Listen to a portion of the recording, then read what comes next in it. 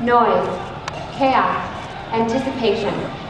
It was the first day of the Passover festivities, and the crowds packed the streets of Jerusalem. The noise was deafening, the chaos frenzied, and the anticipation mounting. Can you see him yet, Mom? Not yet, Cherie, not yet. The crowds were thicker this year, more than ever before. For him, he was coming to town. They were on walls, hanging from rooftops, all with the hope of catching a glimpse of Jesus. Mom? Soon, sweetheart. They had ravaged trees of their branches, He will be here soon. covered the dirt road with their clothes, And we will see him again. all to honor Jesus. Again. I long to see him again. To have my Cherie see him. I'm usually in Jerusalem for the Passover. But when I heard that Jesus was heading this way, there was no doubt. I knew I must come. To again see the one who gave me back my little girl. The one who, when my husband Jairus approached him like a stranger, tear-stained, begging for him to come see our dying child, said, I will come. Without hesitation. So much love in his eyes. I joyfully wait to see him. Jairus waited for him too. Waited for him to follow, to come and heal our sick little girl. But the crowds held him up. I remember Jairus told me that this woman touched Jesus' robe and begged to be healed. And he stopped to help her. He stopped! My child was dying. And yet he stopped. I often think back to that moment. The agony of waiting as the seconds stretched on. I wonder if he did it on purpose. So that my daughter would be dead when they arrived. Not to be cruel, but to change me. To change all of us all the more. Because by the time they arrived on my doorstep, it was too late. She was dead. But death meant nothing to him. She's just asleep, he said. Little girl, get up. And that changed everything. The man Jairus and his family were changed. I am one of so many people. Like the leprous man who hadn't been touched in 10 years. Thousands of people. Like the thirsty Samaritan woman. Who wait for him. And like the whore who had decided she was not worth loving. Because he's changed us forever. Mom! What? I think you're right, sweetheart. Yes, there is! Wait, he's riding on a donkey. A donkey? I know. A donkey. Doesn't make any sense, right?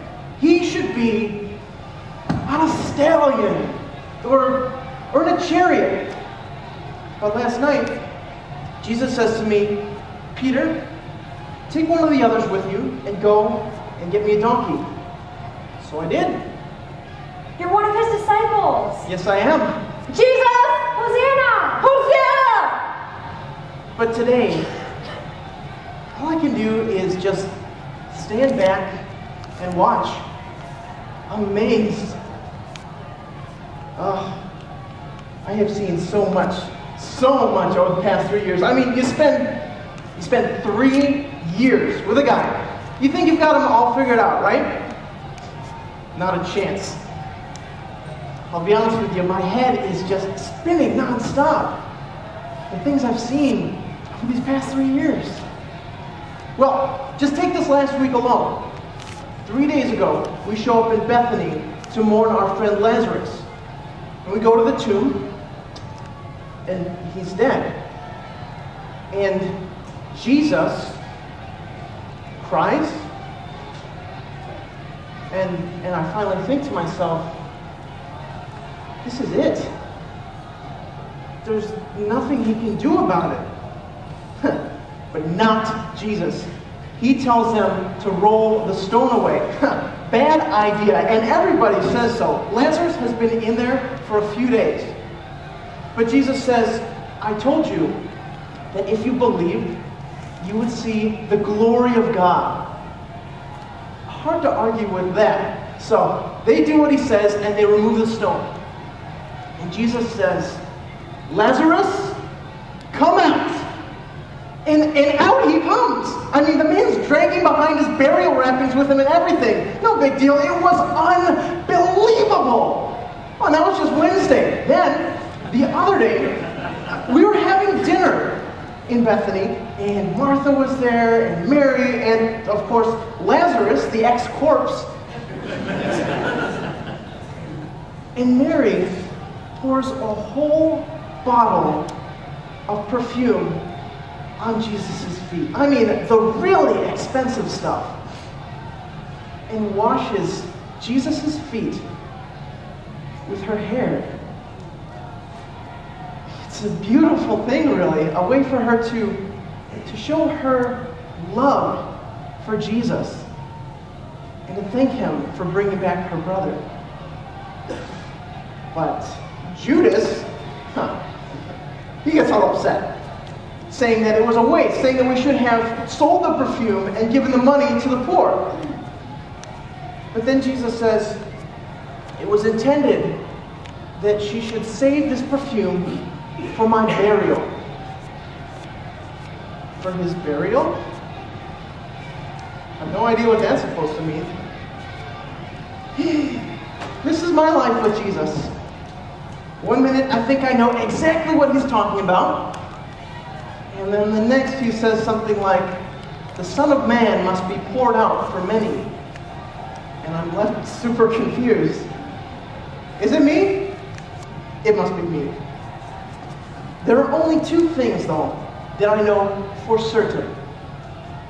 He is the Son of God. And I love him. The rest, I'm willing to figure out as we go. So, when he says, get me a donkey, I get him a donkey. Jerusalem. Aside from the donkey, it's quite a moment. Nothing like making an entrance. And I can't wait to see what's going to happen now that we're here. This week, something amazing is going to happen. I can feel it in my bones. Woo, Jesus! It was the Passover celebration, and Jesus entered Jerusalem on a donkey. Crowds cheered, people waved palm branches and cried out, Hosanna! But not everybody was happy to see him. Crush of bodies, the noise, the smell of it all, it almost seems too much, and yet the air was sweet with the cries of his name. And within the chaos, amidst the joyful frenzy, his face was calm, his quiet strength cutting through the noise. And always, that knowing look in his eyes as he rode in on a donkey. As he rode in, there were thousands of men and women who had been changed by him forever. Jesus! Hosanna! There were 12 men who didn't fully understand yet, but loved and followed him anyway. Woo, Jesus! Oh, he's crazy, absolutely crazy. And there was one man in particular who wanted him dead.